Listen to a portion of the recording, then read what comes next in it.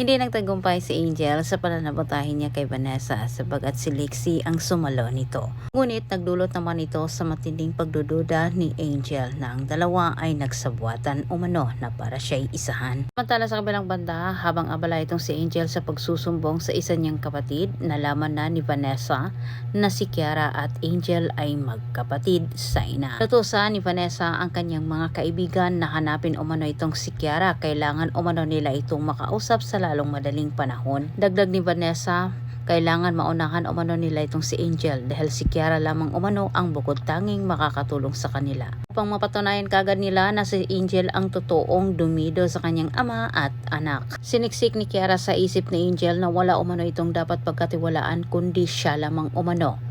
Ngunit walang kamalay-malay itong si Angel na ang kanyang mga kalaban ay may ginagawa ng hakbang para siya ay maisahan at maniin sa totoo nitong kasalanan. Pinakatiis itong si Angel, kanyang kinopronta si Lexie sa pag-uwi niya sa mansyon. Ngunit pinanindigan ni Lexie na siya umano ang gumawa kaya nawala ang alaga ni Mikay. Kabutihang palad, narinig naman ito ni Vanessa. Linaw ang narinig ni Vanessa na pagtanto niya na siya ay sinabotahi ni Angel para siya ay magmukhang masama sa kanyang asawa at biyanang Sylvia. Nakiusap si Vanessa kay Lexie na tulungan umano siya hanggat hindi pa umano sila nakakuha ng ebidensya.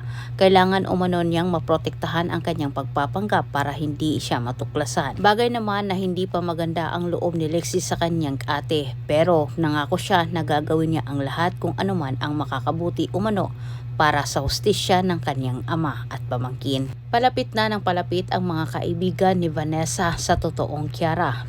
Agad nilang pinuntahan ang makakatulong sa kanila, ang dating guro ni Angel at Kiara. Ngunit sa pagbanggit pa lang nila sa pangalang Kiara, nanginginig na sa takot si guro.